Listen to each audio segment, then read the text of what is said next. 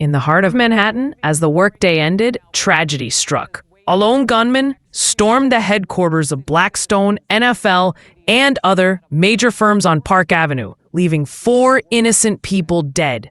Among them, Wesley LePatner, a beloved mother, wife, and one of the most powerful women in global real estate. I have been briefed on Tonight, we honor her story, explore what happened inside that skyscraper, and ask why this senseless act happened. It was just after 6:30 p.m. Monday evening when panic erupted at 345 Park Avenue. Police say 27-year-old Shane Tamura from Las Vegas entered carrying an assault-style rifle. Surveillance shows him stepping into the lobby, immediately opening fire. A heroic NYPD officer working off-duty security tried to stop him, but was tragically shot and killed. The shooter then moved toward the elevators, allowing a woman to pass unharmed before going up to the 33rd floor. There, he continued firing, claiming more lives, including Wesley LePatner. Witnesses say workers hid behind desks, barricaded doors with furniture, and whispered frantic calls to 911. Some say they thought it was a terror attack. It felt unimaginable on a busy weekday in Midtown Manhattan. Wesley LePatner wasn't just an executive, she was a trailblazer. At only 44, she led Blackstone's Core Plus real estate business and served as CEO of Blackstone Real Estate Income Trust, overseeing $53 billion in assets. A Yale graduate, Wesley built her career at Goldman Sachs before joining Blackstone in 2014, where colleagues say her vision and leadership helped redefine real estate investing. Her work wasn't just about numbers. It touched communities, affordable housing, and cultural institutions. She sat on boards of the Metropolitan Museum of Art, the UJA Federation of New York, the Abraham Joshua Heschel School, and Yale University Library Council.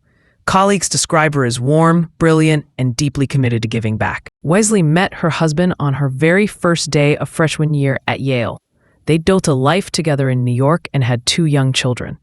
In a statement, her family wrote, "We cannot properly express the grief we feel upon the sudden and tragic loss of Wesley. She enriched our lives in every way imaginable. At this unbearably painful time, we're left with an enormous gaping hole in our hearts that will never be filled. Yet we will carry on the remarkable legacy Wesley created. She wasn't just respected in boardrooms, she was loved as a friend, a daughter, a mother, and a wife." The shooter, Shane Tamura, left behind a troubling suicide note. In it, he ranted against the NFL, claiming to suffer from chronic traumatic encephalopathy, or CTE, a brain disease linked to repeated head injuries. Tamura had played high school football, but never professionally, and there's no evidence he was ever diagnosed.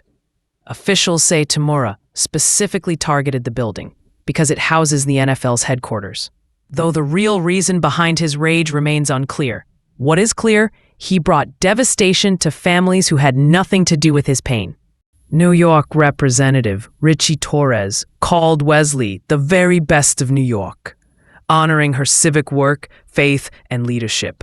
Blackstone, in an emotional statement, wrote, "Words cannot express the devastation we feel. Wesley was brilliant, passionate, warm, generous, and deeply respected within our firm and beyond." Across the city, colleagues, friends, and neighbors gathered to honor her memory, lighting candles and leaving notes outside the building where she spent so many days shaping its future.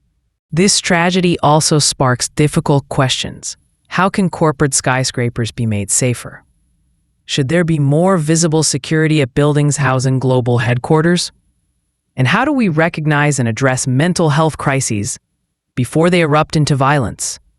For now, New Yorkers are left grieving not only the loss of 4 lives, but the loss of someone who dedicated her success to building community, art, and education. Wesley LePatner leaves behind a remarkable professional legacy and an even greater personal one as a devoted mother, wife, and friend. Thank you for watching. If you'd like to honor her story and stay updated on stories that matter, please subscribe.